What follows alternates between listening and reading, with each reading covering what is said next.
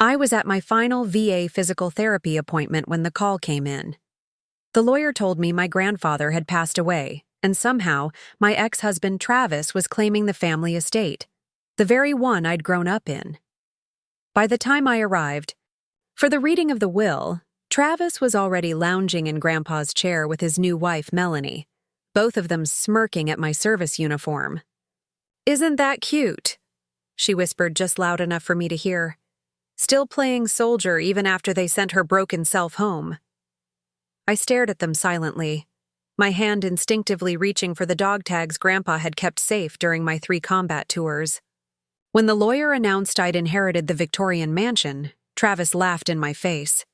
"Rebecca, don't embarrass yourself. That house has been in my family's portfolio for years." I stood up, steadier than I'd felt in months, and pulled out the deed, still in my maiden name from before I'd left for Afghanistan. The room went deadly quiet. I never planned on coming back to Oakridge, not after what happened. Being deployed in Afghanistan for those long years had been difficult, but, in some ways, returning to civilian life was even harder. Most nights I still woke up in cold sweats, the thunder of explosions echoing in my mind, my knee throbbing from where the shrapnel had torn through it. My physical wounds were healing, but some scars run deeper than skin. Travis had sworn to be by my side through it all. In sickness and in health, he'd repeated on our wedding day 5 years ago, his voice strong and certain as my grandfather had watched with proud tears in his eyes. Grandpa James had raised me since I was 6, after my parents died in that terrible car accident. He was the one who taught me strength, dignity, and the importance of standing your ground. And he was the one who'd held my hand when I decided to enlist, even though I could see the fear behind his proud smile. Travis had seemed so supportive at first. He'd write me letters when I was on my first tour, send care packages with my favorite snacks and books. For a while, I believed I was one of the lucky ones who had someone waiting faithfully back home. But something changed during my second deployment. His letters grew shorter, less frequent. His calls sounded distracted. I told myself it was normal, that the distance was hard on him too. I convinced myself that things would get better once I returned home. I was wrong.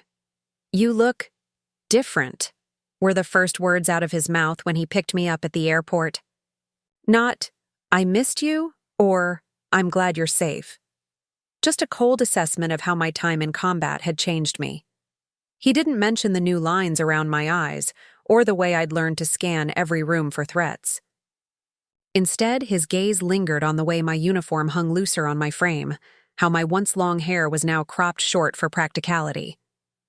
I should have known then. I should have recognized the disappointment in his eyes.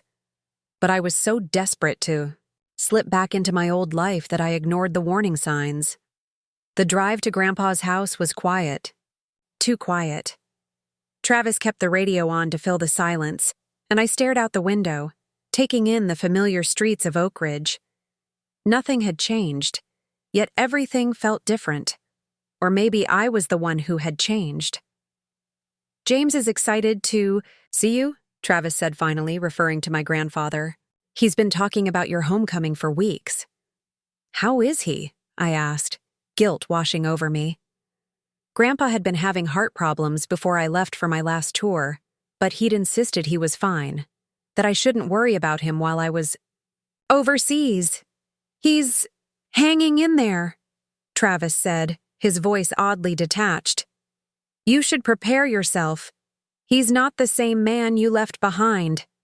A cold dread settled in my stomach. "What do you mean? Is he worse? Why didn't you tell me?" Travis shrugged, keeping his eyes on the road. "What would you have done? Come home early? Left your precious military career?" The bitterness in his voice startled me. "That's not fair," I said quietly. "You know why I enlisted. After what happened. To Ryan, I know. He cut me off. Your brother died in combat, so you had to follow in his footsteps. You had to honor his memory. I've heard it all before, Rebecca." I fell silent, stunned by his callousness. My brother Ryan had been everything to me growing up. My protector, my confidant, my hero. When he was killed in action 7 years ago, something broke inside me. Enlisting had been my way of feeling close to him again, of understanding what he'd experienced. Travis had seemed to understand that once. Now he wielded it like a weapon against me. When we pulled up to Grandpa's Victorian house, the house where I'd grown up after my parents died, I felt a rush of emotions. The wraparound porch, the intricate gingerbread trim, the swing where Grandpa used to read me stories on summer evenings. It all looked exactly as I remembered. For a moment, I could almost pretend that the last few years hadn't happened, that I was still that carefree girl who had never seen the horrors of war. But then I noticed the luxury car parked in the driveway, one I didn't recognize, and reality came crashing back. "Whose car is that?" I asked, already dreading the answer. Travis glanced at me, a strange expression crossing his face. "Oh, that's Melanie's. She's been helping out with your grandfather, bringing him meals, taking him to appointments, that sort of thing." Melanie? The name meant nothing to me. "Who's Melanie?" He cleared his throat, suddenly unable to meet my eyes. "She's the new real estate agent at my firm. She started about a year ago. James took a liking to her." Something in his tone made me uneasy, but before I could press further, the front door swung open, and there stood my grandfather. My breath caught in my throat. Travis was right. Grandpa James had changed. His tall frame was stooped now, his broad shoulders hunched. His once thick silver hair had thinned, and his face was gaunt. But his eyes, those kind blue eyes that had always looked at me with such love, lit up when he saw me. "Becky," he called, out, using the nickname only he was allowed to use. "My girl's home." I was out of the car in an instant, ignoring the twinge in my injured knee as I hurried up the path. Grandpa met me halfway, his arms outstretched, and when he hugged me, I could feel how fragile he'd become. His once strong embrace was weak, his body trembling slightly with the effort of standing. "I missed you so much, Grandpa," I whispered, fighting back tears. "I'm so sorry I wasn't here." "Nonsense," he said firmly, pulling back to look at me. His gaze was searching, taking in the changes in me just as I had noted the changes in him. But unlike Travis, there was no disappointment in his eyes, only pride and love. "You were right where you needed to be, doing what you had to do. I've never been prouder." Over his shoulder, I caught sight of a woman standing in the doorway. She was stunning in that perfectly polished way, sleek blonde hair, designer clothes, immaculate makeup. She was watching us with an expression I couldn't quite read, but something about her made my combat-honed instincts flare. "You must be Rebecca," she said, stepping forward with a practiced smile. "James has told me so much about you. I'm Melanie." Up close, I could see she was probably in her early 30s, about my age, but there was a hardness to her beauty, a calculation, in her eyes that made me instantly wary. She extended a manicured hand, and I shook it briefly, noticing the way she subtly positioned herself between me and Travis. "Nice to meet you," I said, not meaning it at all. "Thank you for helping my grandfather." "Oh, it's been my pleasure," she replied, her voice syrupy sweet. "James is such a darling. We've become quite close, haven't we, James?" Grandpa smiled at her, but it didn't quite reach his eyes. "Melanie's been very kind," he said simply. There was an awkward pause, and then Travis cleared his throat. "Why don't we go inside? Rebecca must be tired from her journey." As we walked into the house, I noticed small changes. New furniture in the living room, different artwork on the walls, a general sense that someone else had been making decisions about my childhood home. It felt wrong, like walking into a familiar room where all the furniture had been shifted just a few inches. "Do you like what we've done with the place?" Melanie asked, clearly noticing my inspection. The old decor was so dated. I told James it was time for a refresh. Before I could respond, Grandpa spoke up. Becky, why don't you go upstairs and rest for a bit? Your room is all ready for you. We can catch up over dinner. Grateful for the escape, I nodded and headed up the stairs, wincing as my knee protested. My old bedroom was at the end of the hall, and as I approached it, I noticed the door was slightly ajar. Pushing it open, I froze. This wasn't my room. Not anymore. Where once my bookshelves had stood, filled with my favorite novels and framed photos, there was now a sleek vanity table covered in expensive makeup and perfume bottles. My old bed with its handmade quilt that Grandma had sewn before she passed was gone, replaced by a modern platform bed with crisp white linens. The walls, once covered in my collection of vintage maps and posters, were now a sterile gray with abstract artwork. I stood there, feeling like I'd been punched in the gut. Every trace of me had been erased, as if I'd never existed. Oh, I forgot to mention, you'll be staying in the guest room. I turned to find Melanie standing in the doorway, that same practiced smile on her face. But this time, she didn't bother hiding the smugness in her eyes. This is my room now, she continued when I didn't speak. Travis thought it would be more comfortable for me, given how much time I spend here taking care of James. The guest room is just down the hall. It's quite cozy. Why would you need a room here at all? I asked, unable to keep the edge from my voice. Don't you have your own place? She laughed, a tinkling sound that scraped against my nerves. Oh, Rebecca, you really have been gone a long time, haven't you? With that cryptic statement, she sauntered past me to the vanity, where she began touching up her already perfect makeup as if I weren't even there. Dismissed, I turned and made my way to the guest room, my mind racing. What had happened? While I was gone, how had this woman inserted herself so completely into my family's life?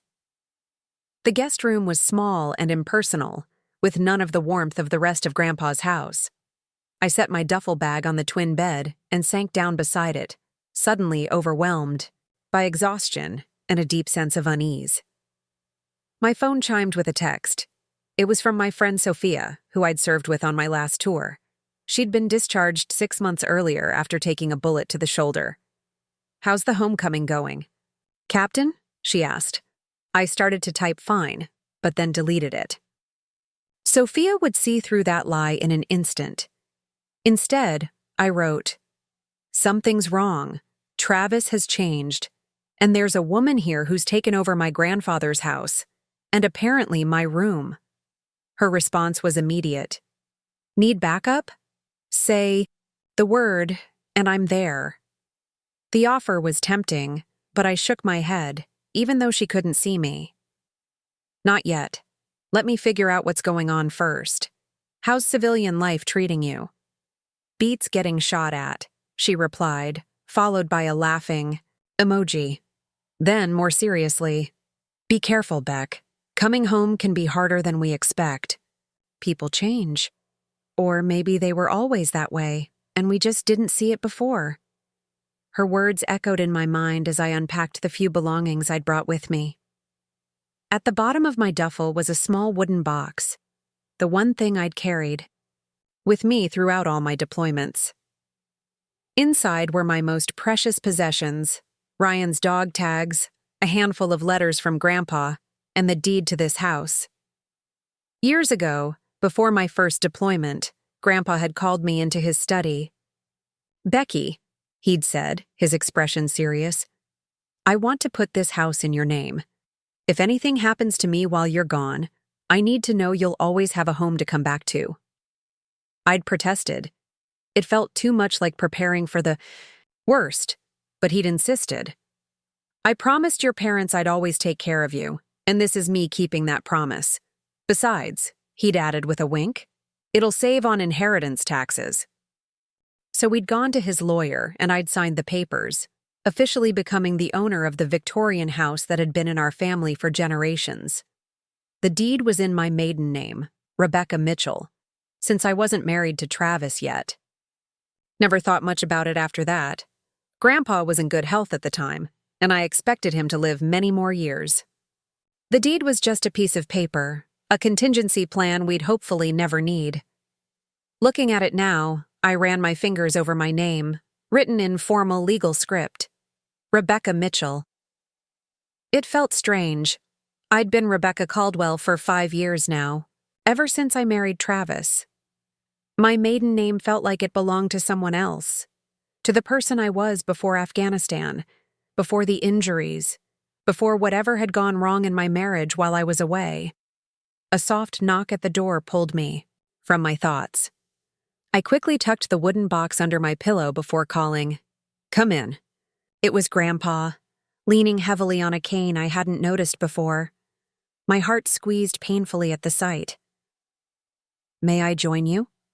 he asked, his voice weaker than it had been downstairs, as if the effort of greeting me had drained what little energy he had. "Of course," I said, moving over to make room for him on the bed. He sat with a grateful sigh, his breathing slightly labored. "I wanted to talk to you privately," he said, reaching for my hand. His felt cold and papery, the veins prominent beneath thin skin. "There's much you need to know, and I'm not sure how much time—" "Don't talk like that," I interrupted, fear making my voice sharper than I intended. "You're going to be fine," he smiled sadly. "I've never lied to you, Becky, and I won't start now. My heart's giving out. The doctors say it could be a few months, maybe a year if I'm lucky, but I can feel it. My time is growing short." I swallowed hard, refusing to accept what he was saying. "Then we'll get second opinions, better treatments. There must be something—" "I've seen the best specialists," he said gently. "There's nothing more to be done, but that's not what I wanted to talk to you about." He glanced toward the door, lowering his voice. "It's Travis and that woman. Things have changed while you were gone." Before he could continue, the door swung open without a knock. Travis stood there, his expression dark. "Dinner's ready," he announced, looking between us suspiciously. "What are you two whispering about?" "Just catching up," Grandpa said mildly, though I noticed how he straightened his posture, trying to appear stronger than he was. "We'll be right down." Travis lingered in the doorway for a moment longer, his gaze calculating, before he nodded, and disappeared down the hall. Grandpa squeezed my hand. "Be careful, Becky," he whispered. "All is not as it seems in this house anymore." With those ominous words hanging between us, he struggled to his feet, refusing my offer of help with a stubborn shake of his head. "Remember who you are," he added cryptically as we headed downstairs. "Remember what I taught you." Dinner was a tense affair. Melanie had prepared some elaborate meal that looked more like art than food, tiny portions arranged just so on oversized plates. She spent the entire time talking about the latest properties she and Travis had sold, the networking events they'd attended together, the vacation they were planning to Bali. Yes, they. Not Travis and me. Travis and Melanie. They didn't even try to hide it. The intimate glances, the inside jokes, the way Travis casually rested his hand on her lower back as they moved around the kitchen. It was like I wasn't even there, or worse, like I was a guest in my own home, intruding on their life together. Grandpa didn't eat much, just pushed the fancy food around on his plate. I noticed how Melanie barely paid attention to him, despite her earlier claims about how close they were. She didn't offer to help when he struggled to cut his meat, didn't notice when his water glass was empty. I did these things quietly, my military training making me hyper-aware of his needs, even as my mind raced with questions and growing anger. After dinner, Grandpa excused himself, claiming fatigue. I offered to help him upstairs, but Melanie jumped in. "I'll do it," she said with that fake smile. "I know his routine." I watched as she led him away, her hand on his arm in a grip that looked more possessive than supportive. As soon as they were out of sight, I turned to Travis, who was pouring himself a generous glass of whiskey. "What the hell is going on?" I demanded, keeping my voice low but intense. Who is she? And why is she acting like she lives here? Travis took a slow sip before answering, his eyes cold. Because she does live here. She moved in 6 months ago, when James's condition worsened. And you didn't think to tell me this? Would it have made a difference? He countered. Would you have come home if I had? The question hit me like a physical blow. Of course I would have. Grandpa was everything to me. You know I would have. He raised me, Travis. He's my family. And yet you left him, Travis said, his voice laced with accusation. You left both of us again and again. 3 tours, Rebecca. 3.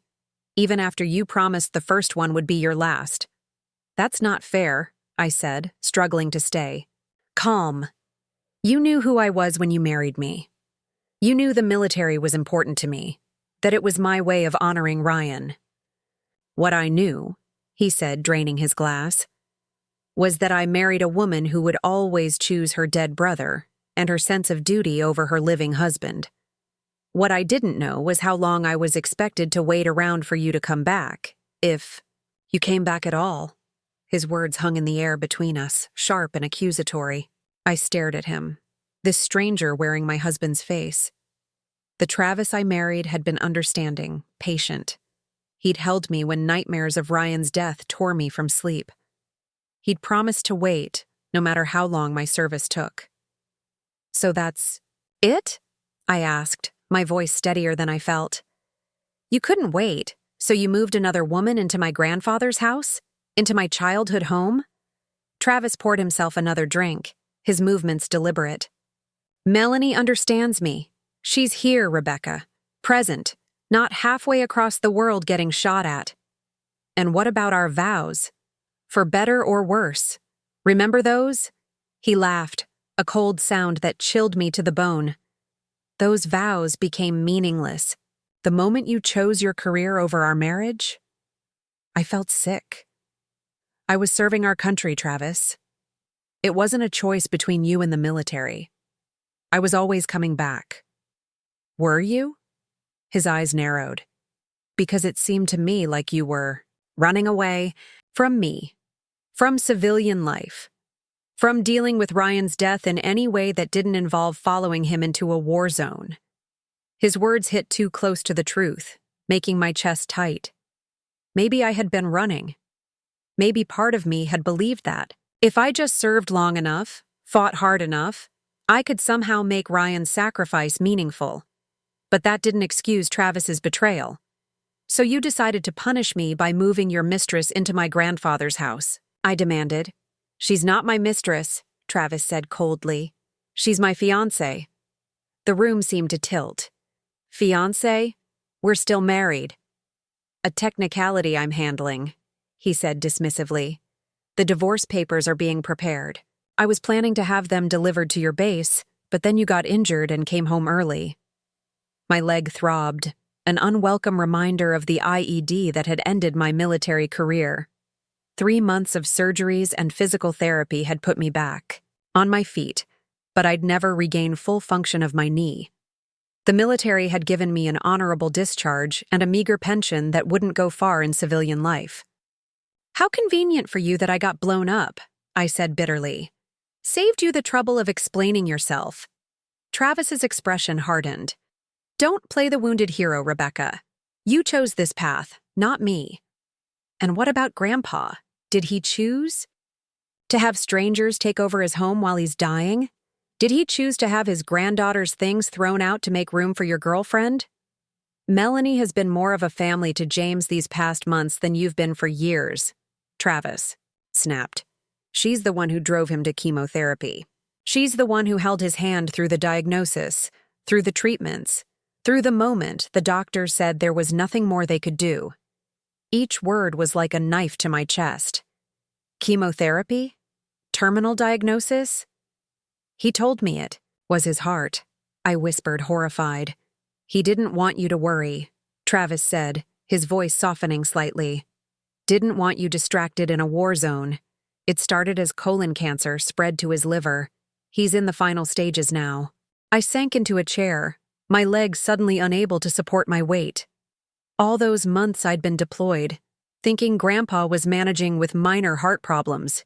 He'd been fighting for his life against an enemy as merciless as any I'd faced in Afghanistan. "Why didn't you tell me?"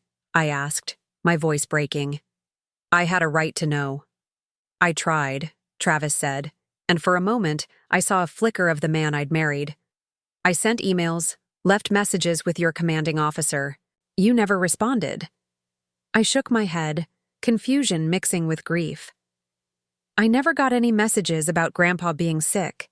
Just your usual updates about the house, the neighborhood, your work." Travis's expression closed off again. "Well, it doesn't matter now.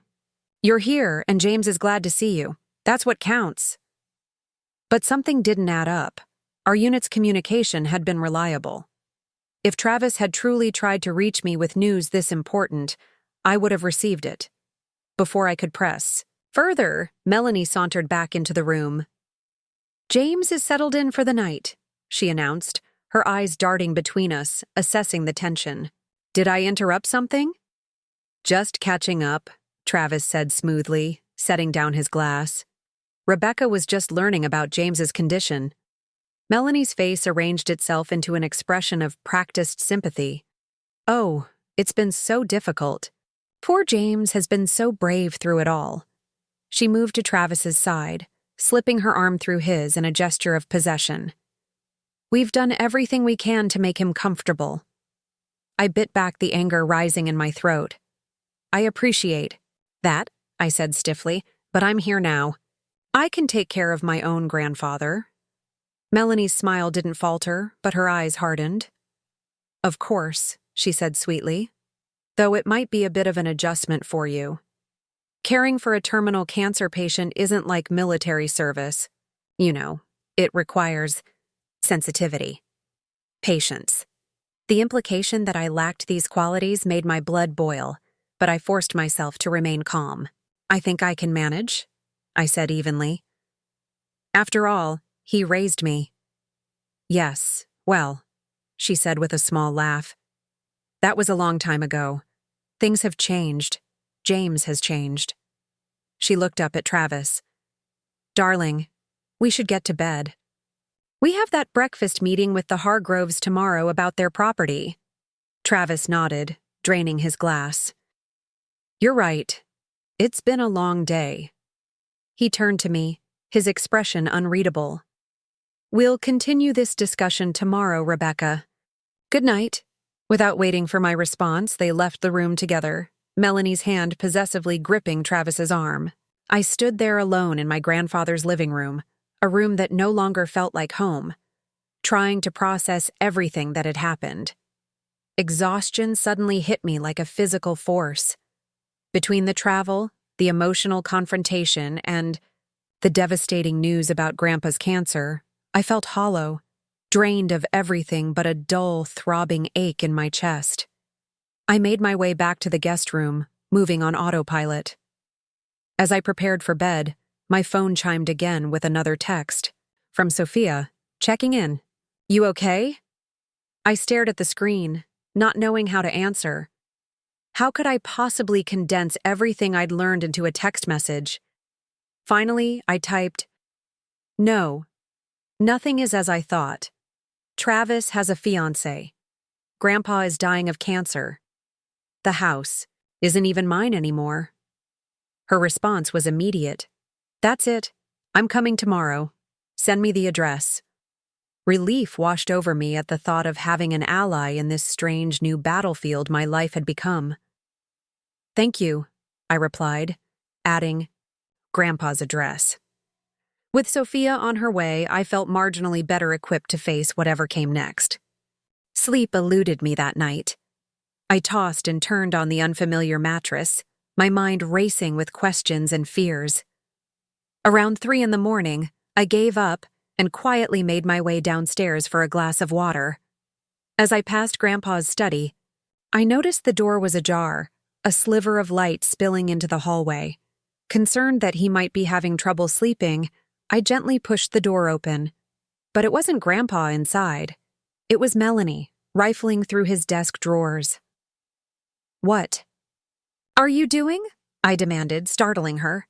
She whirled around, her hand flying to her chest. "Rebecca, you scared me half to death." She quickly composed herself, smoothing down her silk robe. "I was just looking for James's medication schedule. I left it in here earlier." I didn't believe her for a second.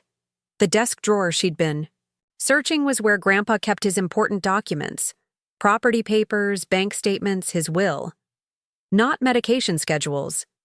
"At 3 in the morning?" I asked skeptically. Melanie's smile tightened. "I couldn't sleep. Thought I'd get organized for tomorrow." She closed the drawer with a snap. "But never mind that now. How are you settling in?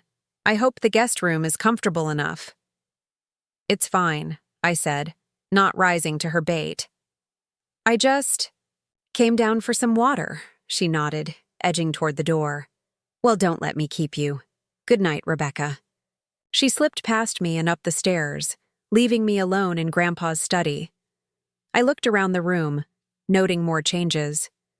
The old leather chair where he used to read to me had been replaced by a sleek, modern one. His bookcases, once filled with dog-eared classics and military history, now held glossy art books and decorative objects that I knew he would have hated. On impulse, I opened the drawer Melanie had been searching.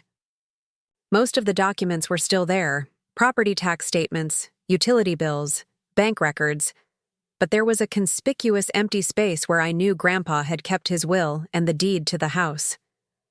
A cold feeling settled in my stomach. What was Melanie looking for? And what had she already found? Too restless to return to bed, I settled into the chair and let my mind wander through memories of this house, of the life I'd had here with Grandpa.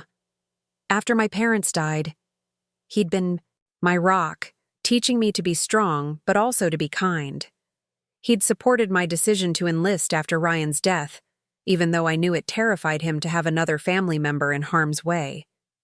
"Just remember who you're fighting for, Becky," he'd told me the day I left for basic training. "Not just your country, but the people you love, the ones waiting for you to come home." I'd believed Travis was one of those people. How wrong I'd been?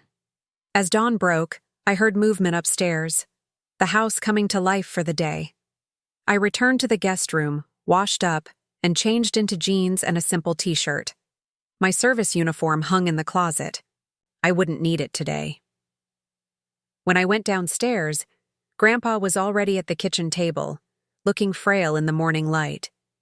His pajamas hung loose on his diminished frame, and his hands trembled slightly as he reached for his coffee cup. "Morning, Grandpa," I said softly, bending to kiss his cheek.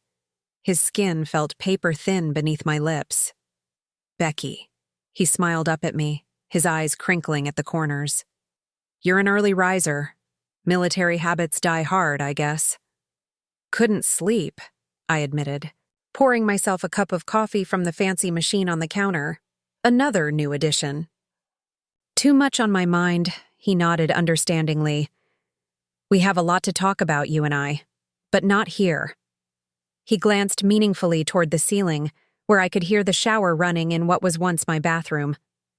"Travis and Melanie are heading?" "To a meeting soon. Once they're gone, we'll talk properly." I nodded, settling into the chair beside him. "How are you feeling this morning?" "Old," he said with a wry smile. "Tired, but better now that you're home." He reached for my hand, his grip surprisingly strong despite his frailty. "I've missed you, kiddo." "I've missed you too," I said, fighting back tears. "I'm so sorry I wasn't here when you got sick." He shook his head firmly. "None of that. You were where you needed to be. I'm proud of you, Becky. Never doubt that." Before I could respond, Travis and Melanie entered the kitchen, both dressed in sleek business attire. Melanie wore a form-fitting dress that probably cost more than my monthly military salary, while Travis sported an expensive-looking suit I didn't recognize. They looked like strangers to me, glossy and artificial. "Good morning, James," Melanie chirped, moving to kiss his cheek. Did you sleep well? I've laid out your pills by your plate. Grandpa nodded, but I noticed how he subtly leaned away from her touch. I'm fine, thank you, Melanie. She turned to me with that practiced smile. Rebecca, there's yogurt and fruit. In the fridge if you're hungry. We're running late for our meeting, but we should be back by lunch. Don't rush on my account, I said coolly. Travis cleared his throat. James, do you need anything before we go? Rebecca is still getting oriented. The implication that I couldn't care for my own grandfather made my jaw clench, but I kept my expression neutral. I'll be fine with Becky, Grandpa said, a hint of steel entering his voice. You two go on to your meeting. Don't worry about us. Travis hesitated, then nodded. Call if you need anything, he said, though I noticed he was looking at Grandpa. Not me. After a flurry of goodbyes and the sound of the front door closing, we were finally alone. Grandpa visibly relaxed, his shoulders dropping as if released from a great weight. Thank God they're gone, he muttered, pushing away his barely touched breakfast. Now we can talk freely. I leaned forward. Grandpa, what's going on here? Travis says you're dying of cancer, not heart problems. And who is this Melanie person? Why is she living in our house? Grandpa sighed, suddenly looking every one of his 78 years. It's a long story, Becky, and not a pretty one. The cancer part is true. Stage 4, spread to most of my major organs. The doctors give me a few months at best. I swallowed hard, forcing myself to accept the reality of his condition. And Melanie? His expression darkened. She showed up about a year ago, right after my diagnosis. Travis brought her home, introduced her as his colleague. She was attentive, helpful. I was still in shock about the cancer, and Travis was busy with work, so I was grateful for the assistance. He paused, taking a sip of his coffee. But then things started changing. She was here more and more. Things in the house started moving around, disappearing. My study was redecorated while I was in the hospital for a week. Your room was next. He looked at me apologetically. I tried to stop them, Becky, but I was too weak, and they said they needed the space for her things. And Travis allowed this? I asked, though I already knew the answer. Grandpa's eyes were sad. Travis changed after you left for your third tour. Became distant, angry. When Melanie came along, it was like he became a different person altogether. Started talking about modernizing the house, making it more marketable. A chill ran down my spine. Marketable? As in, to sell? He nodded grimly. They think I don't know, but I've overheard them talking. They're planning to sell the house as soon as I'm gone. Travis has been pressuring me to change my will, to leave everything to him instead of you. Says it would be simpler given your military career and my health situation. Did you? I asked, my throat tight. Of course not, he said firmly. This house belongs to you, Becky. I put it in your name years ago, before you left for your first tour. Nothing has changed. Relief washed over me, followed quickly by confusion. But Travis was saying last night that Melanie had been taking care of the property taxes, the maintenance. Grandpa shook his head. That's not true. I've kept up with everything myself. The taxes are paid through an automatic withdrawal from my account. His eyes narrowed. They've been lying to you, Becky, trying to make you believe you have no claim to this house, but you do. I sat back, processing this information. If what Grandpa was saying was true, and I had no reason to doubt him, then Travis and Melanie had been systematically manipulating the situation, positioning themselves to take the house once Grandpa passed away. There's more, Grandpa said quietly. I never received most of your letters from your last tour. Travis said there weren't any, but I knew that couldn't be true. You've always written regularly. I wrote every week, I confirmed, a sick feeling growing in my stomach. And I never got any message about you being sick. Travis said he tried to contact me. Grandpa's expression hardened. I suspected as much. He's been intercepting our communications. Becky, keeping us apart. The full magnitude of Travis's betrayal crashed over me like a wave. Not content with simply having an affair, he had actively worked to sever my connection with my grandfather during what might be the final months of his life. I sat in stunned silence, trying to process the depth of Travis's deception. My military training had taught me to anticipate enemy tactics, to prepare for ambushes and traps, but nothing had prepared me for this kind of betrayal from someone I had once trusted with my life, my heart, my future. Why? I finally managed to ask. Why would he go to such lengths? Grandpa's eyes were clouded with a mixture of anger and sadness. The house, Becky. This property has become quite valuable over the years. Downtown Oakridge has been revitalized, and this neighborhood is suddenly prime real estate. Travis is a realtor. He knows exactly what this Victorian on 3 acres would fetch on the market. But it's just a house, I said, though even as the words left my mouth, I knew they weren't true. This wasn't just a house. It was where I'd healed after losing my parents, where Grandpa had helped me rebuild a life from shattered pieces. It was where Ryan and I had chased fireflies on summer evenings before he enlisted. It was home in a way no other place had ever been. To us, it's home, Grandpa agreed softly, as if reading my thoughts. To them, it's a potential 7-figure sale. Travis has been working with a development company looking to build luxury condos in this area. I overheard him on the phone once, talking about how they could fit 8 units on this lot if they tore down the old eyesore. My blood ran cold. He called our home an eyesore? Grandpa's laugh was bitter. Melanie's term, actually.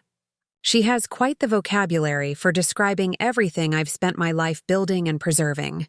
The thought of our family home being demolished, replaced by some soulless development, made my stomach churn. I had fought overseas to protect American values, American homes, American families. Never had I imagined that I would return to find my own home under threat. But the deed is in my name, I said, grasping at the one solid fact in this shifting landscape. They can't sell it without my consent. Grandpa's expression grew troubled. That's what I'm worried about, Becky. The deed was in my study safe along with my will. Last week, I noticed the safe had been tampered with. I checked, and the deed was missing. Cold dread crept up my spine. Could they forge my signature? Try to transfer ownership somehow? I don't know, he admitted. But I don't trust them. That's why I asked my lawyer to come here today for the will reading.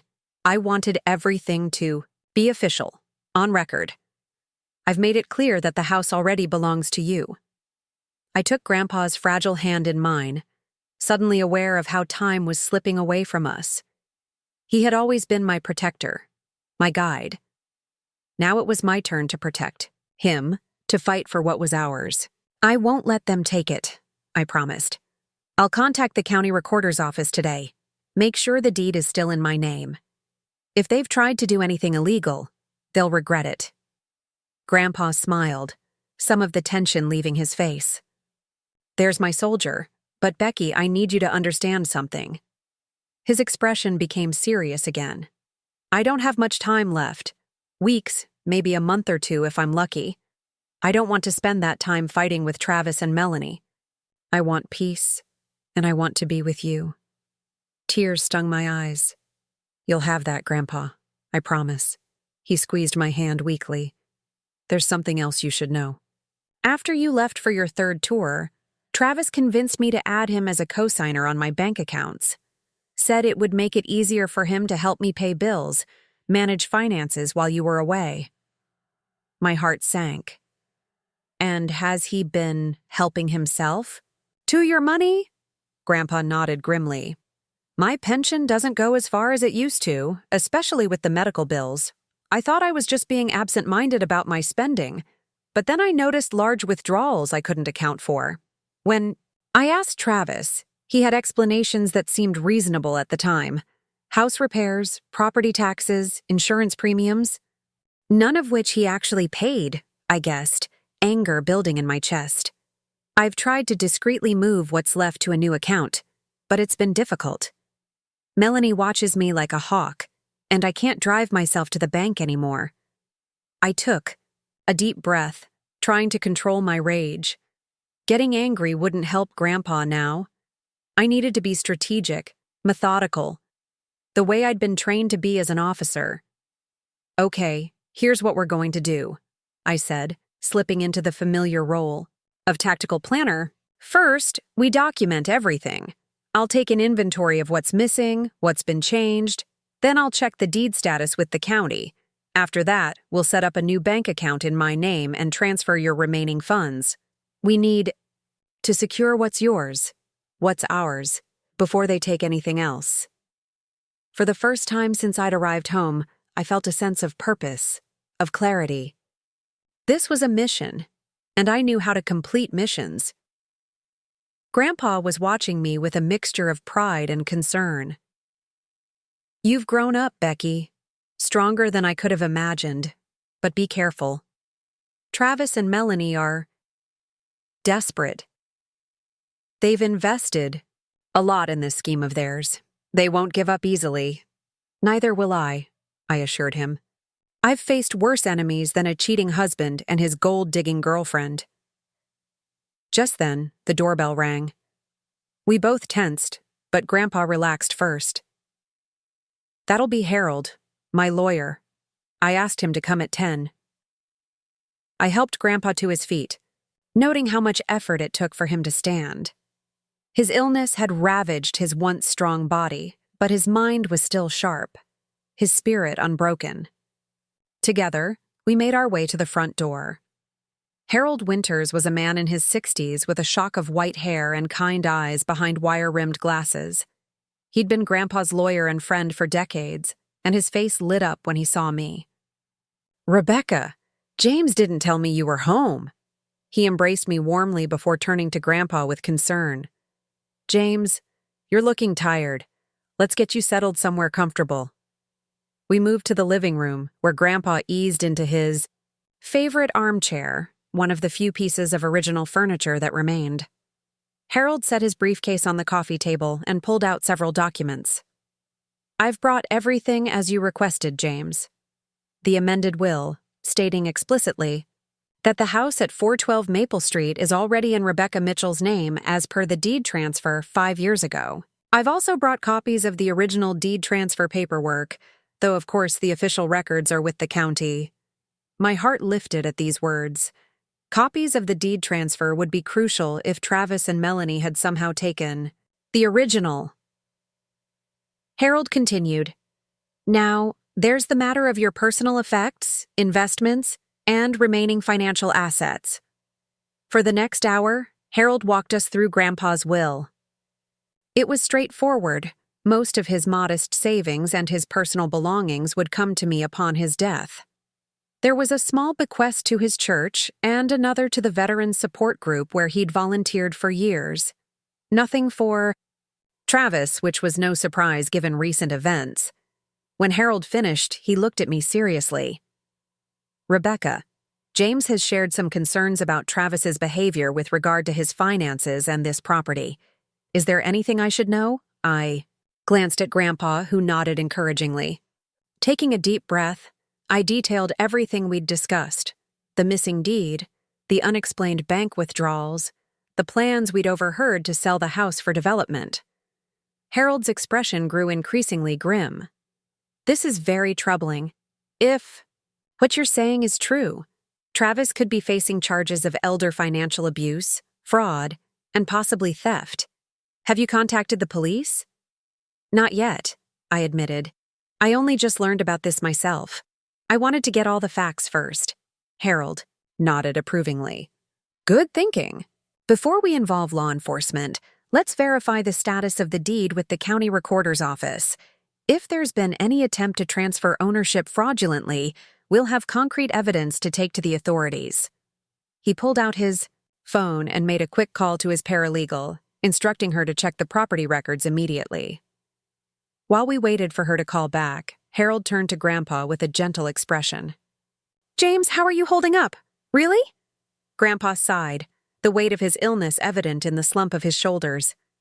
"Good days and bad days, Harold. Today's a good one, now that Becky's home. But I'm tired.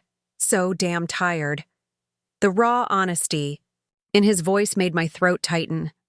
I had been so focused on the battle with Travis that I'd momentarily lost sight of the larger war Grandpa was fighting, one he couldn't win, no matter how brave he was.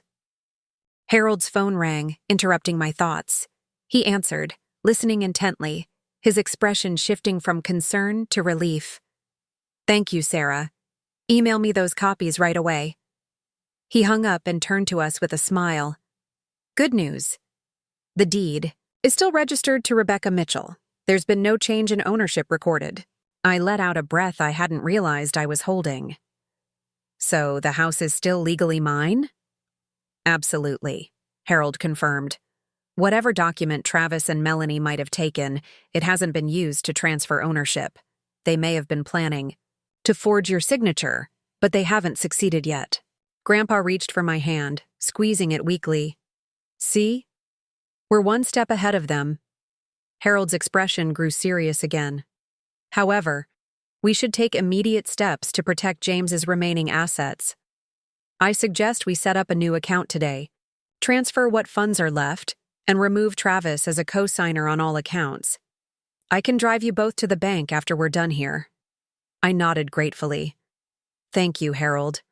That would be a huge help." As Harold continued outlining our next steps, I heard the front door open. My body tensed, combat instincts flaring. Footsteps approached the living room, and then Travis appeared in the doorway, his expression darkening as he took in the scene before him. "What's going on here?" he demanded, eyes fixing on Harold's open briefcase and the documents spread across the coffee table. Before I could respond, Grandpa spoke, his voice stronger than I'd heard since my return. "Just getting my affairs in order, Travis. Nothing for you to worry about." Travis's gaze shifted to me, cold and calculating. "You've been home less than 24 hours and already you're making changes? Stirring up trouble?" "I'm helping my grandfather," I said evenly, refusing to be intimidated. "Something you claimed to be doing yourself." A flash of uncertainty crossed Travis's face. He glanced at Harold, clearly trying to assess how much the lawyer knew about his activities. "Harold," he said, attempting a friendly tone that fell flat. "I didn't know you were coming by today. Melanie and I could have adjusted our schedule if James had mentioned it." "It was a last-minute decision," Harold replied smoothly. "James called me yesterday after Rebecca arrived home, wanted to make sure everything was in order, given his health situation." Travis's jaw tightened. "Well, we're back now. I can take it from here." "I'm sure you're busy, Harold." The dismissal was obvious, but Harold made no move to leave.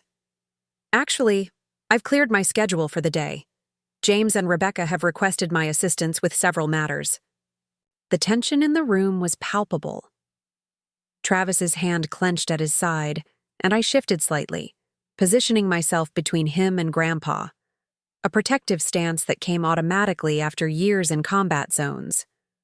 Just then, another figure appeared, in the doorway.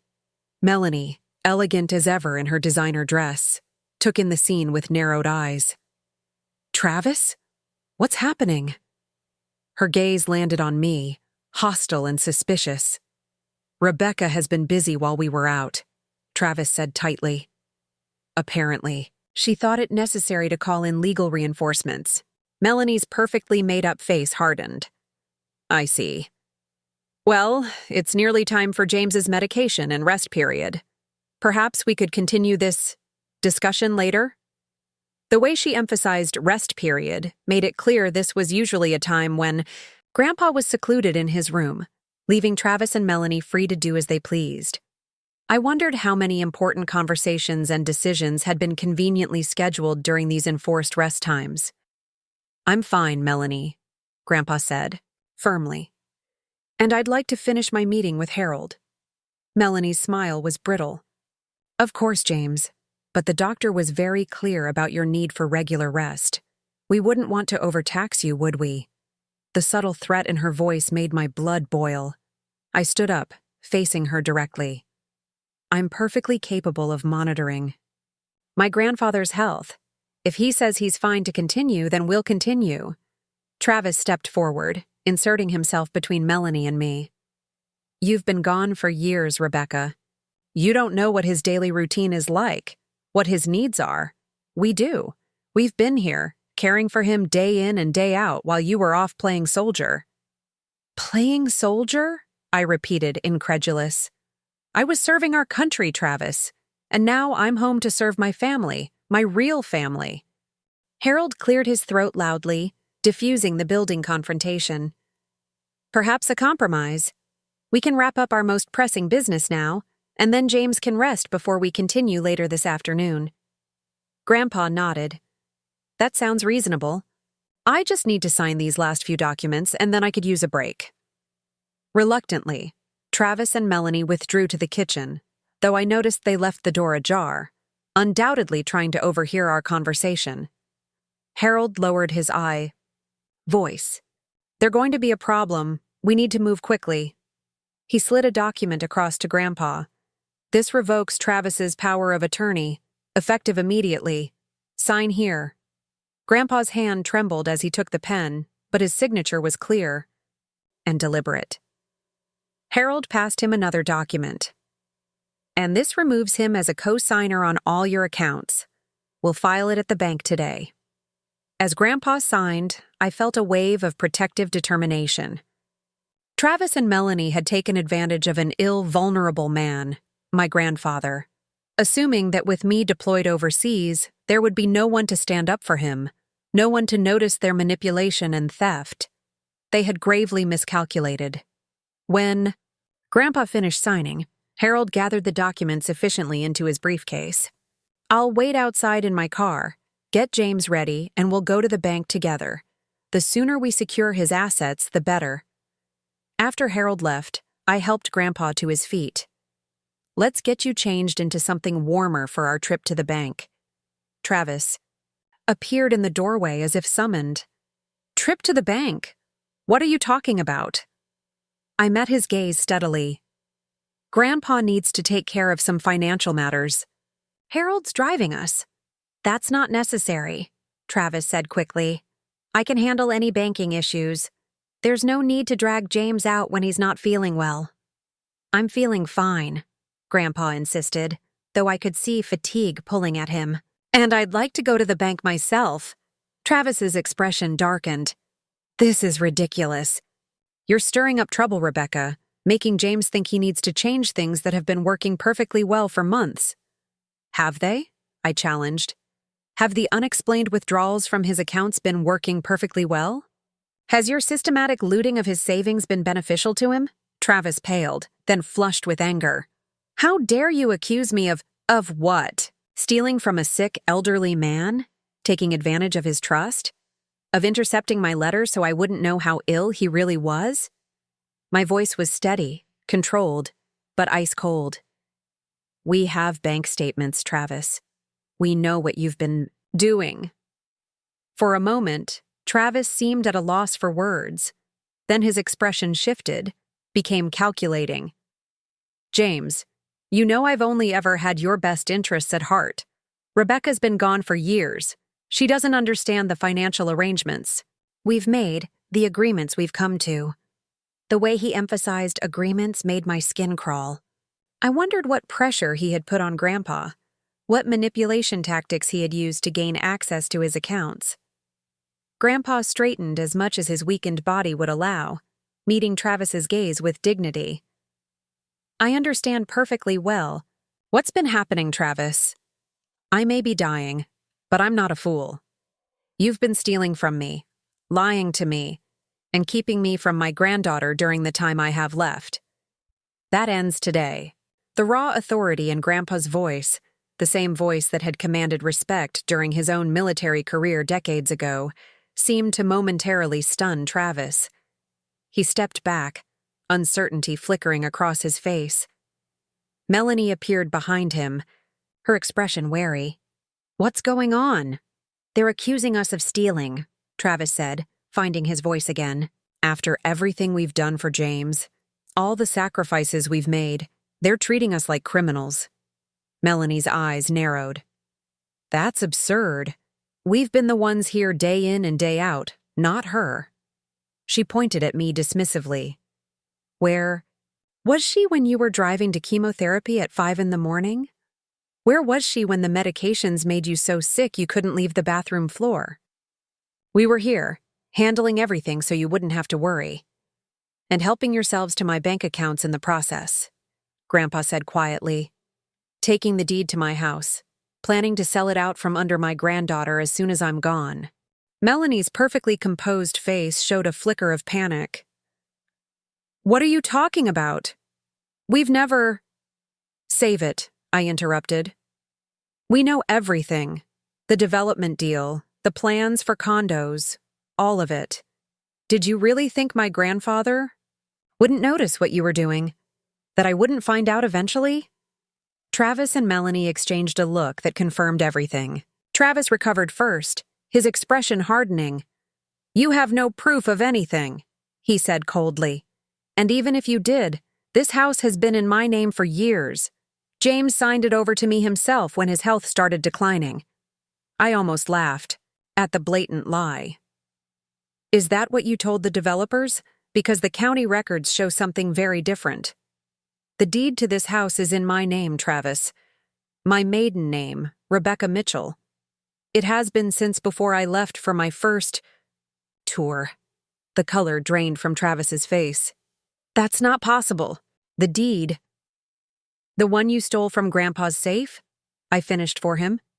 "It's a copy, Travis. The official record is with the county, and it still shows me as the legal owner." Melanie grabbed Travis's arm, her nails digging into his sleeve.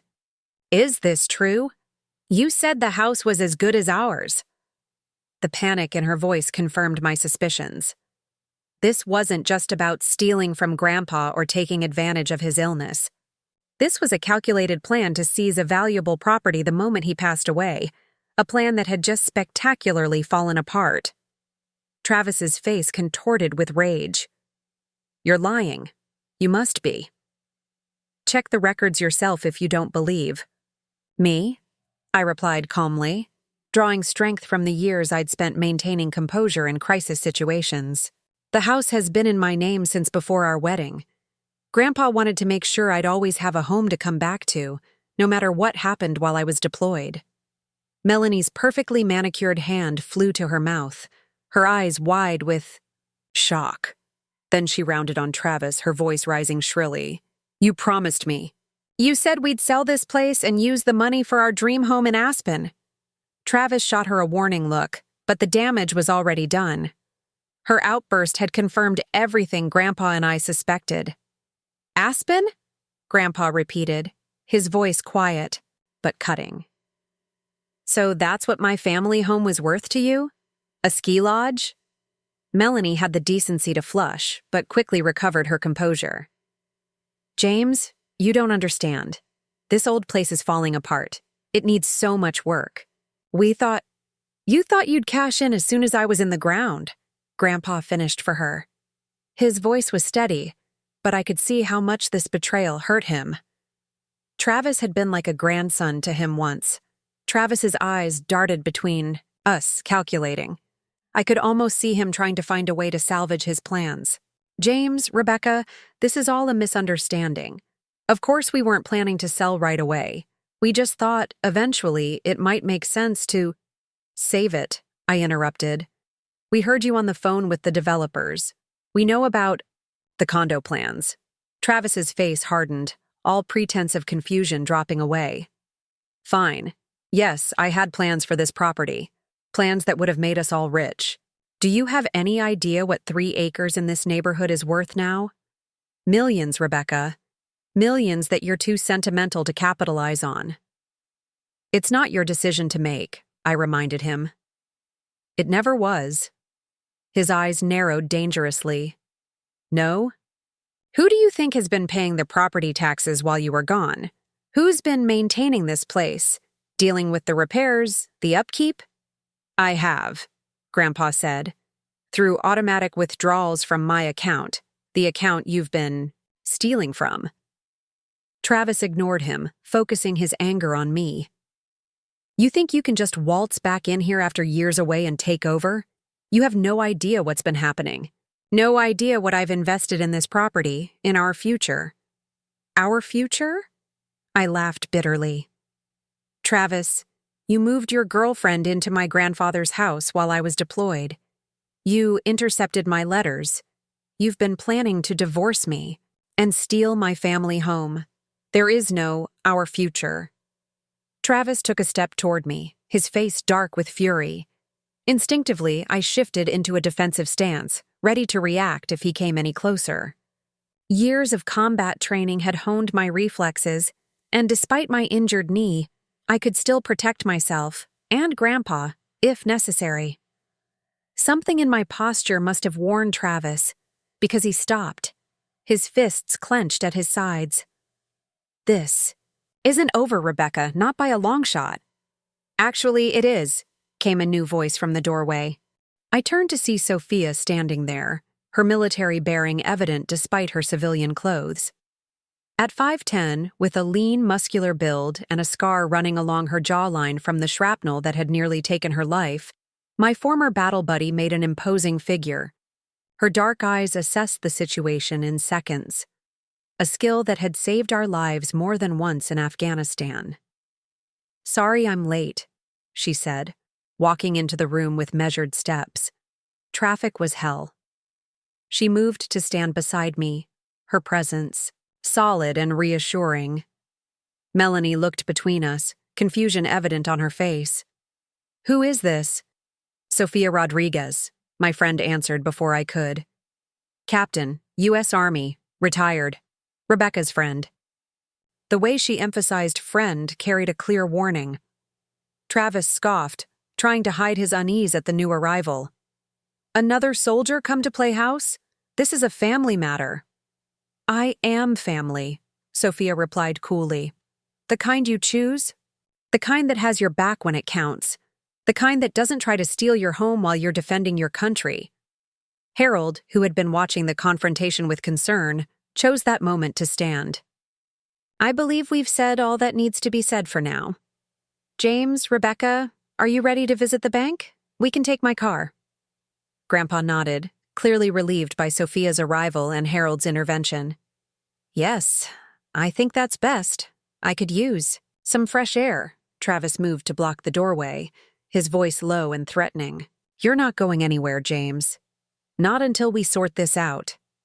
I tensed, ready to intervene, but Sophia beat me to it. She stepped forward, her voice calm but carrying absolute authority. Move aside, now. Perhaps it was her tone, or the look, in her eyes that had made even seasoned officers think twice about crossing her. But Travis hesitated, then reluctantly stepped out of the way. This isn't over, he repeated, but his voice lacked conviction now. It is for today, I replied, helping Grandpa to his feet. We'll be back this afternoon.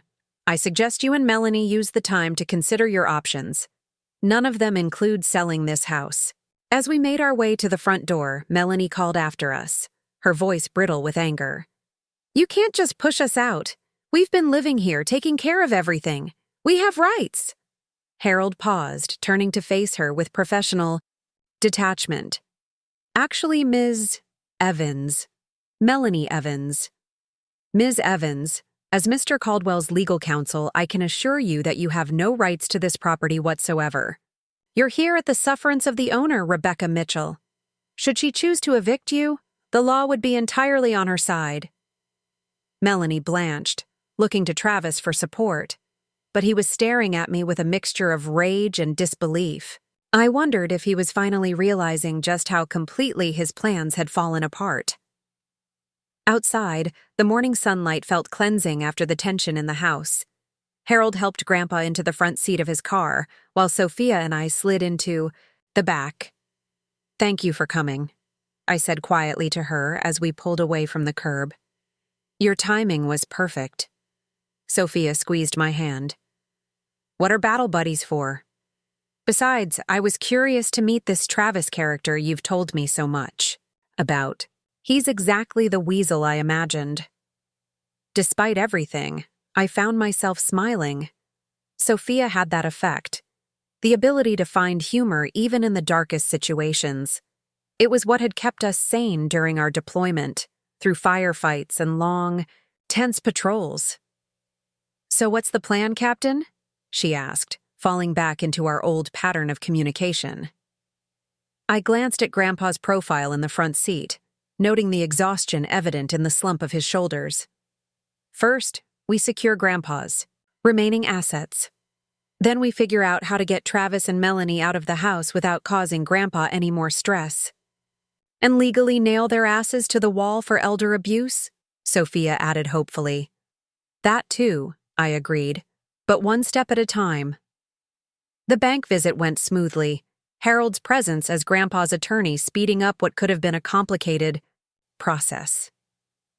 We closed all the accounts Travis had access to and opened new ones solely in Grandpa's name, with me as the only authorized person to help manage them. The bank manager, alarmed by our explanation of the situation, promised to flag any attempts by Travis to access the closed accounts and offered to have their fraud department review past transactions for evidence of financial abuse. By the time we finished, Grandpa was visibly tired, the morning's confrontation and bank visit having drained what little energy he had. "Let's get you something to eat before we head back," I suggested, concerned by how frail he seemed. "There's a nice little cafe just down the street," Harold offered. "Quiet, comfortable. James could rest a bit before we tackle the next steps." At the cafe, Grandpa picked at his soup, while Harold, Sophia, and I discussed strategy over sandwiches. The revelations of the morning had left me reeling, but having allies beside me helped clear my thoughts, grounding me in the practicalities of what needed to be done. "First thing," Harold advised, "we need to document Travis's financial misconduct. I've requested statements from all of James's accounts for the past year. Once we have those, we can identify suspicious withdrawals and begin building a case for elder financial abuse." "What about getting them out of the house?" I asked, lowering my voice so Grandpa wouldn't hear.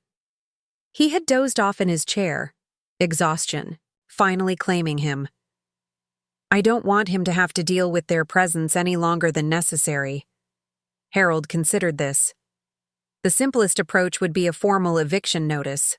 However, that could take time, 30 days at minimum, possibly. Longer if they contest it. Grandpa doesn't have that kind of time," I said, the reality of his terminal diagnosis sitting like a stone in my chest. Sophia leaned forward.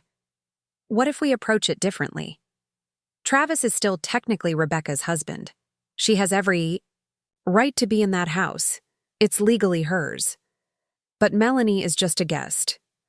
What if we make it clear that her welcome has worn out?" Harold nodded thoughtfully. "That could work. Rebecca could inform them that while divorce proceedings are pending, she's moving back into her property and expects Melanie to vacate immediately. Travis would have a harder time challenging that, given the circumstances. But would he leave, too? I worried. I don't want him there intimidating Grandpa while I'm not around. Leave that to me, Sophia said with a grim smile. I can be very persuasive. I knew that look. It was the same one she'd worn before leading our squad through territory we'd been told was too dangerous to traverse. We'd made it through without a scratch, the insurgents who'd planned to ambush us suddenly finding themselves outmaneuvered. Just don't do anything that will get you arrested, I cautioned. I need you free and clear to help me through this. She made a show of looking offended. Captain Mitchell, I am a decorated veteran. I would never resort to illegal tactics. Then she winked. Legal intimidation, however, is a fine art I've perfected over the years. For the first time since arriving home, I felt a glimmer of hope. With Harold's legal expertise and Sophia's unwavering support, we had a fighting chance of resolving this nightmare quickly, giving Grandpa the peace he deserved in his final weeks. When we returned to the house, we found Travis's car gone. Melanie, however, was still there, pacing the living room like a caged animal. She whirled to face us as we entered, her carefully applied makeup now smudged from crying. "How could you do this to us?" she demanded, her voice cracking with emotion. "We had plans, dreams." "Dreams built on stealing from a dying man," I replied coldly. "On taking advantage of his illness while keeping his granddaughter in the dark." "Those aren't dreams, Melanie. They're crimes." She flinched as if I'd slapped her. "You don't understand. Travis promised me too," I cut her off. 5 years ago, he promised to love and honor me until death parted us. Clearly, his promises aren't worth much. Sophia stepped forward, her stance casual but radiating quiet authority. "Where is he?" Melanie's eyes darted to her nervously. He went to talk to a lawyer. He says you can't just take the house. He's invested too much." "The only thing Travis has invested in this house is time spent plotting to steal it," I said. "The property taxes, maintenance, repairs, all paid from Grandpa's accounts. We have the bank records to prove it." Grandpa, who had been silent until now, finally spoke. "Melanie, I think it's time for you to leave." She looked at him in disbelief. "Leave? But where would I go? All my things are here." "You can pack what belongs to you," I said firmly. "But you need to be gone by tomorrow morning." "Tomorrow? That's impossible. I can't possibly—" "It's either that," Sophia interjected, smoothly, "or we can call the police and report the financial exploitation of a vulnerable elder, along with theft of personal property. Your choice." Melanie's face crumpled, the reality of her situation finally sinking in. "This is all Travis's fault. He swore the house would be ours. He said your grandfather had agreed to it months ago." A wave of disgust washed over me. "And you believed that a man who would cheat on his wife while she was serving overseas would be honest with you? That's a special kind of naive, Melanie." She had no response to that. After a moment of tense silence, she turned and fled upstairs, presumably to begin packing. Harold cleared his throat. "I should be going. I have the documents we prepared at the bank, and I'll start processing the formal complaint about the financial abuse. We can discuss next steps tomorrow." He turned to Grandpa, his expression softening. "James, try to rest. Let Rebecca handle things for now." After Harold left, I helped Grandpa to his room, alarmed by how the day's events had drained him. Despite the victory at the bank, the confrontation with Travis and Melanie had clearly taken a toll. "Are you sure you're okay?" I asked, as he settled into his bed, propped up on pillows so he could breathe more easily. He smiled weakly. "I'm just tired, Becky. But better now that things are being set right." He reached for my hand. "I'm sorry about Travis. You deserved better." "So did you," I said, fighting back tears. "I should have been here." "No," he said firmly. "You were exactly where you needed to be. I've always been proud of your service, never doubt that." His grip tightened slightly. "What happens now? With the house, I mean." I sat on the edge of the bed, careful not to jostle him. "The house is mine, Grandpa. It always has been, thanks to your foresight. Once Travis and Melanie are gone, we can focus on making your remaining time comfortable. No more stress, no more fighting." He nodded, his eyes drifting closed. "Good. That's good." Then, almost as an afterthought, "Ryan would have been proud of you too, you know, standing your ground like this." The mention of my brother sent a wave of emotion through me. I could almost see him, tall, strong, with the same stubborn determination that Grandpa said we'd both inherited. Ryan had loved this house almost as much as I did. He'd been the one to help Grandpa restore the old porch swing where we'd spent countless summer evenings. "I miss him," I whispered, not sure if Grandpa was still awake to hear me. "Me too, sweetheart," he murmured. "Me too." I sat with him until his breathing deepened into sleep, then quietly left the room, leaving the door ajar so I could hear if he called out. Downstairs, I found Sophia in the kitchen, making coffee as if she'd lived here all her life. "Grandpa's asleep," I told her, sinking into a chair at the table. Today was too much for him. She nodded, setting a steaming mug in front of me. "He's tough, your grandfather. Reminds me of my abuelo. Same quiet strength." I wrapped my hands around the mug, drawing comfort from its warmth. "I don't know what I would have done without you today, or Harold. I came home expecting to deal with Grandpa's illness, not all this." "That's what trash humans like Travis do," Sophia said matter-of-factly. "They see vulnerability and they exploit it. They saw your deployment as an opportunity, your grandfather's illness as an advantage."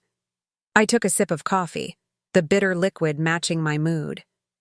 "I keep thinking about how Travis changed. When we got married, he seemed so supportive of my military career. He said he was proud to be married to someone who served. Then somewhere along the way, that pride turned to resentment." Sophia snorted. "Some men can't handle being with a strong woman. They need to be the hero in the story. When you're out there actually being heroic, it makes them feel small." Perhaps she was right. Travis had begun to change after my promotion to captain, after the recognition I'd received for leading a dangerous extraction mission. What once made him proud now made him feel diminished, overlooked. And Melanie was there to make him feel big again, I mused. Young, impressionable, hanging on his every word. The perfect ego boost. "Women like that," Sophia said with disgust. "They think they're winning some prize by stealing another woman's husband. They don't realize they're just getting someone else's trash." I couldn't help but laugh at her bluntness. It felt good, that moment of levity amid all the tension. But it was short-lived as the sound of a car pulling into the driveway brought us both to attention. Travis, I guessed, moving to the window to confirm. Sure enough, he was getting out of his car, his expression thunderous. But he wasn't alone. Another car pulled in behind a police cruiser. "What the hell?" I muttered, exchanging a confused look with Sophia. We moved to the front door, opening it just as Travis approached with two uniformed officers behind him. His face was flushed with anger, but there was a smugness to his expression that set my teeth on edge. "Officers," he said loudly, clearly playing to an audience. "This is my wife, Rebecca. She's recently returned from overseas and is suffering from severe PTSD. She's become delusional, making wild accusations and threatening my girlfriend." I stared at him, momentarily speechless at the audacity of his lie. The younger officer looked uncomfortable, while the older one, his nameplate read Dawson, regarded me with careful neutrality. "Ma'am," Officer Dawson began, "we received a call about a possible domestic disturbance at this address. Your husband claims you've been making threats and behaving erratically." Before I could respond, Sophia stepped forward. "Officer, I've been here all afternoon. Captain Mitchell hasn't made any threats. In fact, it's her husband who's been engaging in elder financial abuse against her grandfather, James Mitchell, the owner of this house." Travis scoffed. "This is James Caldwell's house, my wife's grandfather, and I am his designated caretaker and financial manager. This woman," he pointed at Sophia, "is encouraging Rebecca's delusions. They're trying to interfere with Mr. Caldwell's care and medications." "That's a lie," I said, finding my voice at last. "This house is legally mine. It has been for 5 years. I have the deed in my maiden name, Rebecca Mitchell. Travis and his girlfriend have been taking advantage of my grandfather while I was deployed, draining his bank accounts and planning to sell this house out from under him as soon as he passes away." Officer Dawson's expression remained carefully neutral. "Ma'am, these are serious accusations on both sides. Perhaps we should come inside and sort this out calmly." I nodded, stepping back to allow them entry. Travis followed, that smug expression still in place. He thought he had the upper hand, that his status as a well-known local realtor would give his word more weight than mine. He was wrong. My grandfather is sleeping, I informed the officers as we moved to the living room. He's terminally ill, and today has been extremely taxing for him. I'd prefer not to wake him unless absolutely necessary. The younger officer, whose nameplate read Chen, nodded sympathetically. We'll try to keep this brief, ma'am. Once we were all seated, Travis immediately launched into his version of events. Officers, my wife returned home yesterday after her third deployment. She was injured in Afghanistan and received an honorable discharge. Since then, she's been acting paranoid, making wild accusations about me stealing from her grandfather, claiming the house is hers, and demanding that my colleague Melanie leave immediately. Officer Dawson made a note in his pad. And what is your relationship with this Melanie? Travis hesitated, clearly caught off guard by the direct question. She's a colleague from my real estate office who's been helping care for Mr. Caldwell during his illness. By colleague, he means fiancé, I interjected, despite the fact that we're still legally married. Travis shot me a venomous look, but didn't deny it. Officer Chen frowned. Mr. Caldwell, is that true? Are you engaged to another woman while still married? That's not relevant to why I called you, Travis deflected. The issue here is Rebecca's erratic behavior and the fact that she's threatening to evict Melanie without notice. Actually, Sophia cut in smoothly, it's entirely relevant to establishing Mr. Caldwell's credibility and motives if he's planning to marry his mistress. That gives him a significant financial incentive to try to take control of a valuable property that legally belongs to his current wife. Officer Dawson turned to me. Mrs. Caldwell. I prefer Mitchell, I corrected him. Captain Mitchell, he nodded. Captain Mitchell, you claim this house is in your name? Do you have documentation to support that? Yes, I do, I replied, grateful for Harold's foresight in printing copies of the deed transfer. I went to retrieve the folder he'd left, handing it to Officer Dawson. As he reviewed the documents, Travis's confidence began to visibly waver. He clearly hadn't expected me to have paperwork ready to back up my claims. These appear to be in order, Officer Dawson said after a moment. The deed was transferred to Rebecca Mitchell 5 years ago. Notarized and properly recorded with the county. Travis leaned forward. That can't be right. James would never. I most certainly would and did, came Grandpa's voice from the doorway.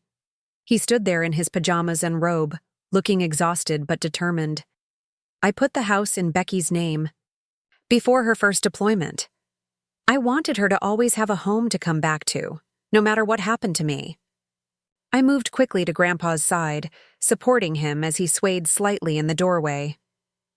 You should be resting, I murmured, helping him to the nearest chair. I heard voices, he explained, his breathing labored from the short walk from his bedroom. Thought I should set things straight. Officer Dawson approached, his demeanor respectful. Mr. Mitchell, I apologize for disturbing you. We received a call about a possible domestic disturbance. The only disturbance in this house, Grandpa replied firmly, is the presence of 2 people who have been taking advantage of me and plotting to steal property that rightfully belongs to my granddaughter. Travis stepped forward, his expression a carefully constructed mask of concern. James, you're confused. Remember what the doctor said about your medication affecting your memory? Rebecca's only been home for a day, and she's already got you all worked up.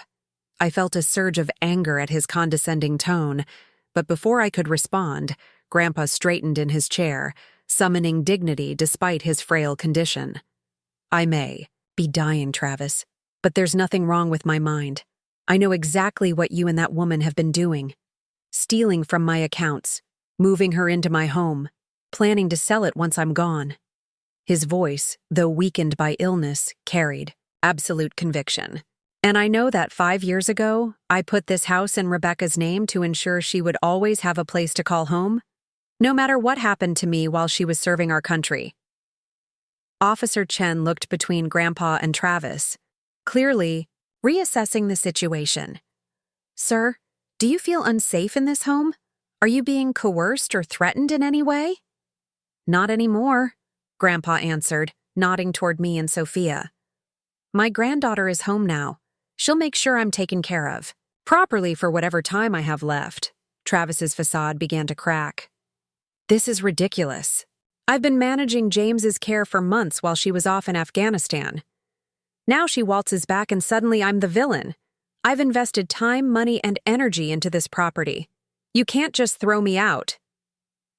Actually, Officer Dawson said, examining the documents again, if the house belongs to Captain Mitchell, she's well within her rights to determine who lives here. Travis turned to me, desperation replacing anger. Rebecca, be reasonable. Where am I supposed to go on such short notice? We need time to make arrangements.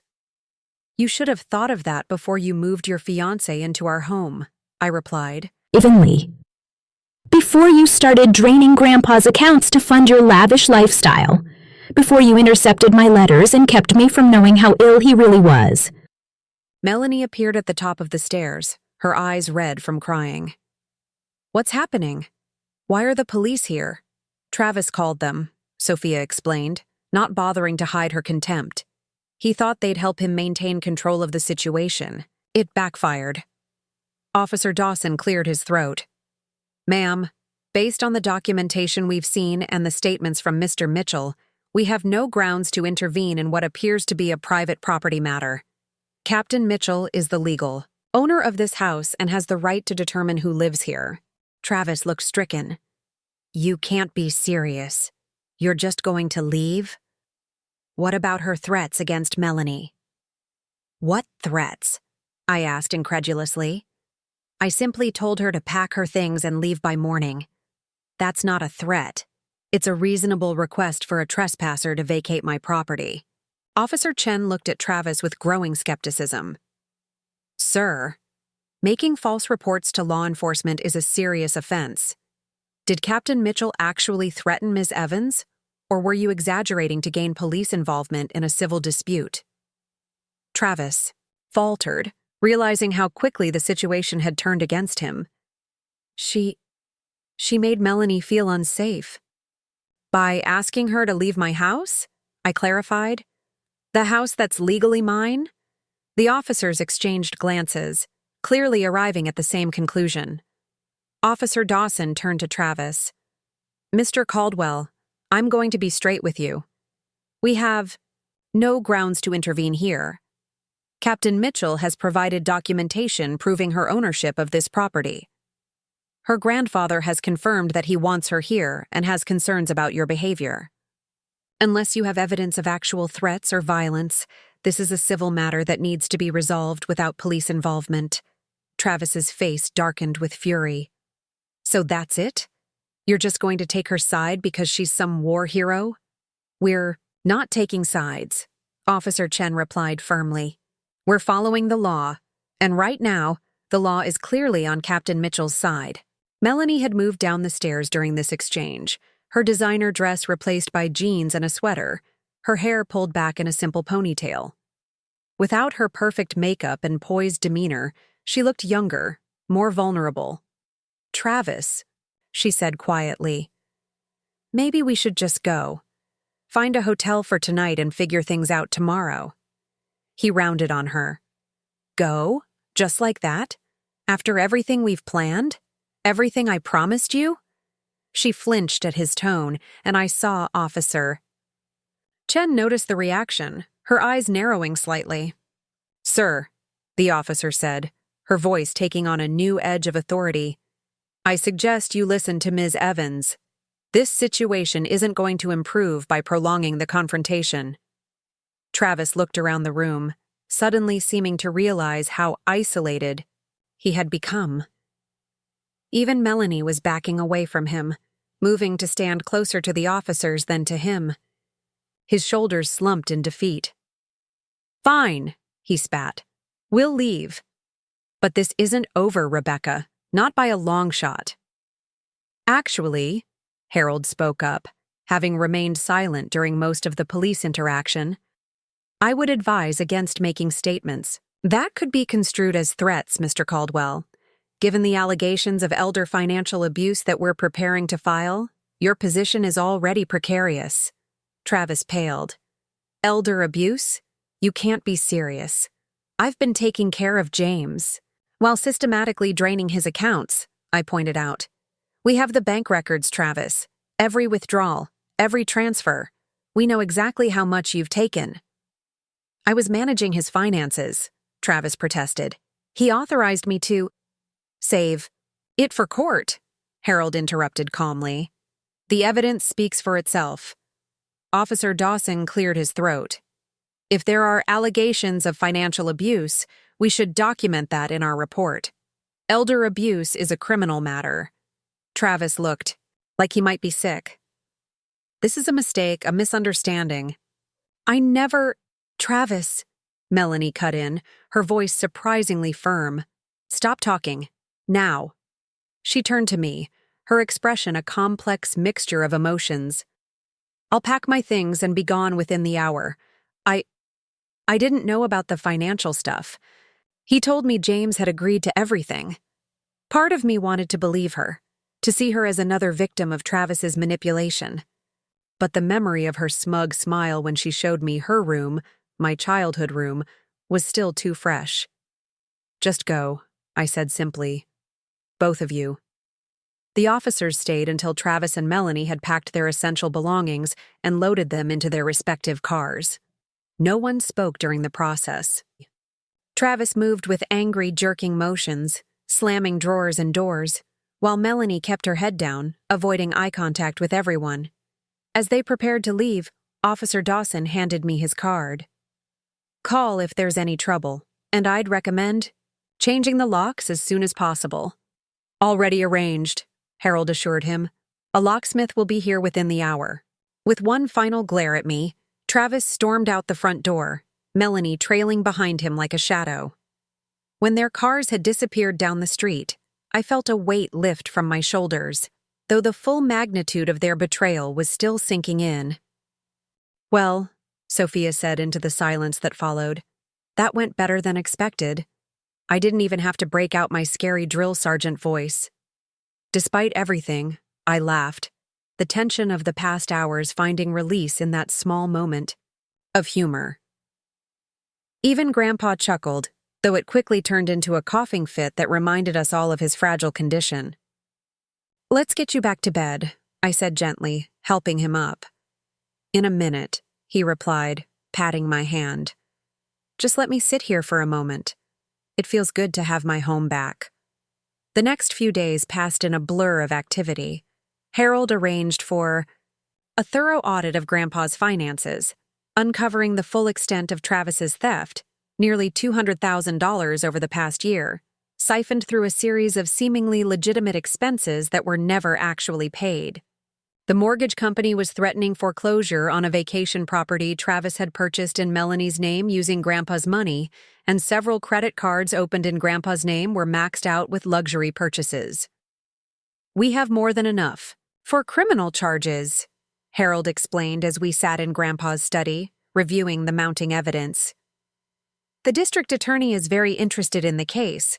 Elder financial abuse has become a priority for their office. Will Grandpa have to testify? I asked, concerned about the strain it would put on him. Harold shook his head. The paper trail is damning enough, and with his medical condition, they'll take a deposition here at the house if needed. True to his word, Travis didn't give up easily. 2 days after being forced to leave, he returned with his own lawyer, a slick, expensive-looking man who demanded a meeting to negotiate a fair settlement. My client has invested considerable time and resources into this property, the lawyer argued as we sat in the living room, Sophia stationed protectively near Grandpa. He deserves compensation. Your client systematically stole from a terminally ill man, Harold countered calmly. The only negotiation we're interested in is how much he'll pay in restitution before criminal charges are filed. Travis's lawyer blanched at the mention of criminal charges.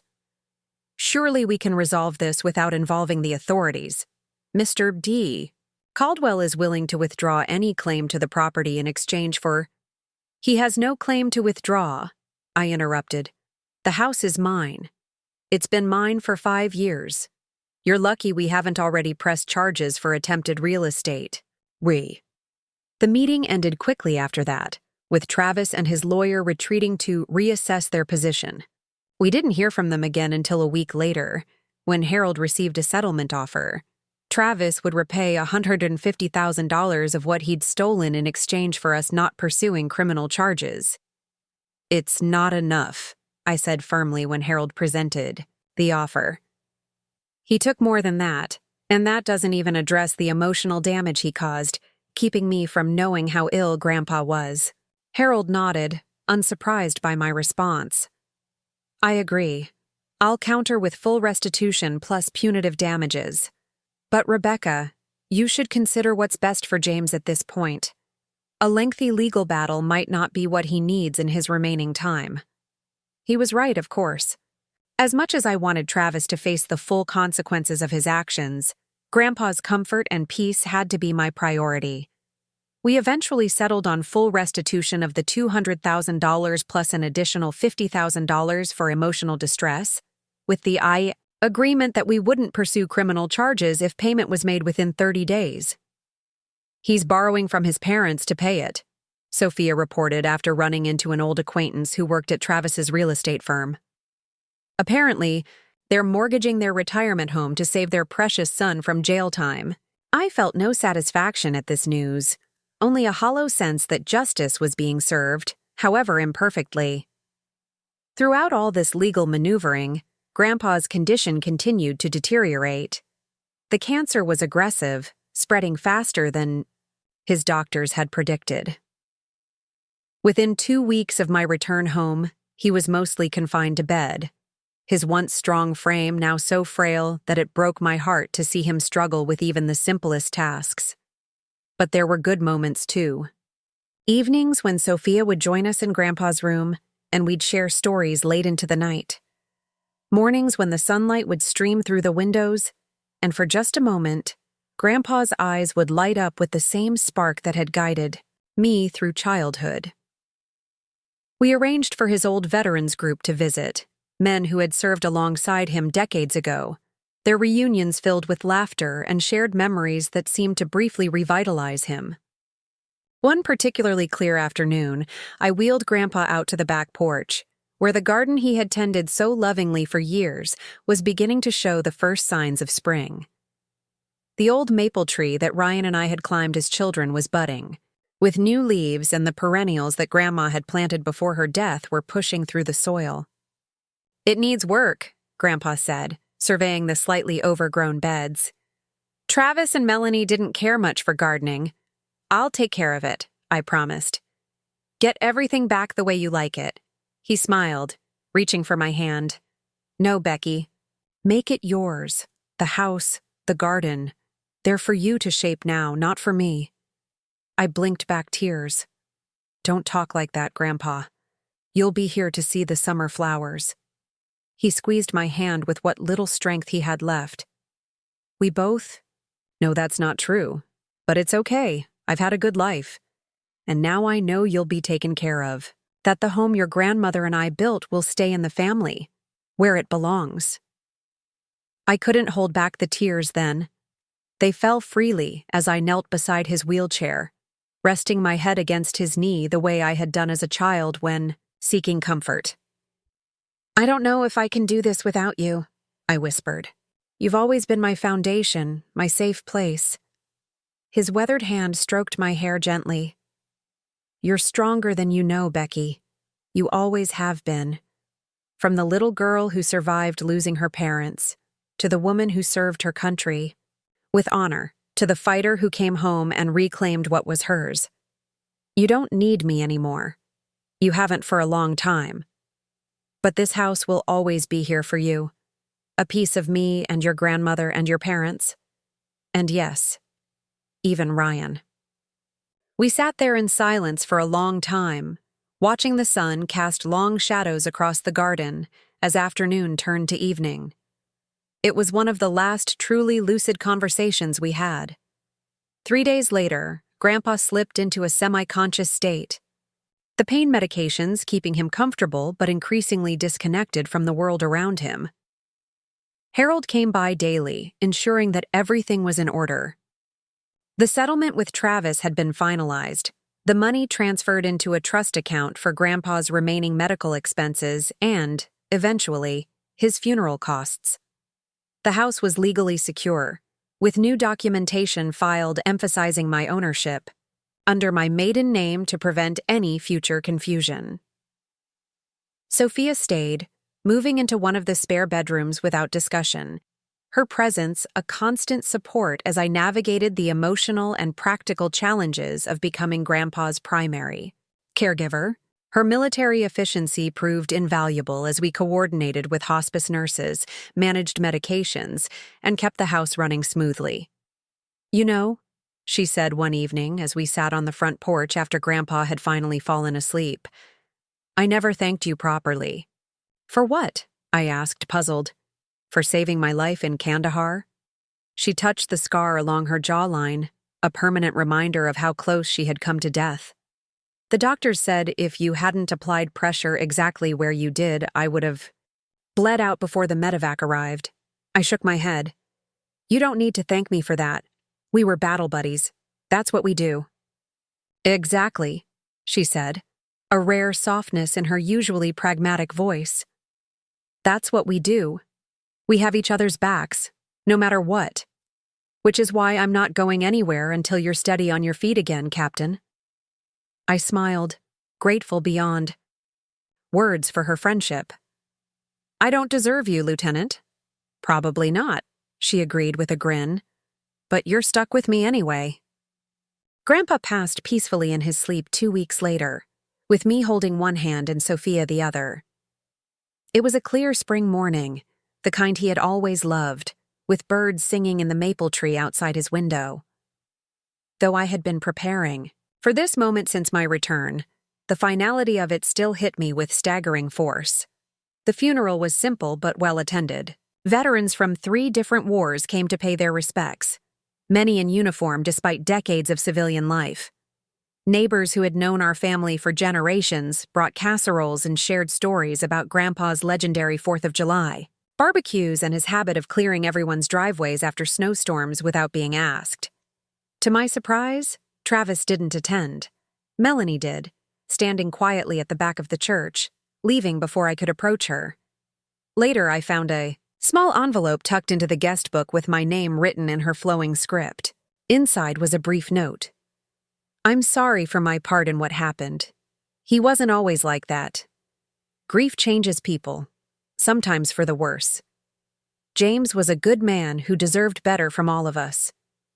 I wasn't ready to forgive her, but the acknowledgement meant something. More than Travis had offered, at any rate." After the funeral, as distant relatives and family friends filtered away from the gravesite, Sophia stood beside me, solid and steadfast as always.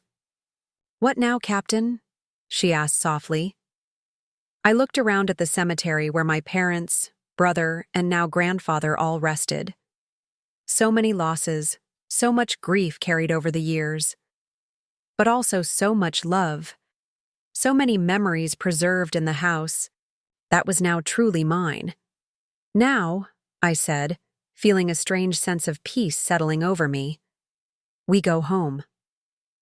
3 months later, the Victorian house on Maple Street looked more like itself again. I had spent weeks restoring what Travis and Melanie had changed, bringing back the warm colors Grandma had chosen, hanging the family photos that had been hidden away, reclaiming each room with memories and meaning. The garden bloomed with new life, a mixture of Grandpa's traditional plantings and my own additions. The porch swing where he had read me stories had been repaired and repainted.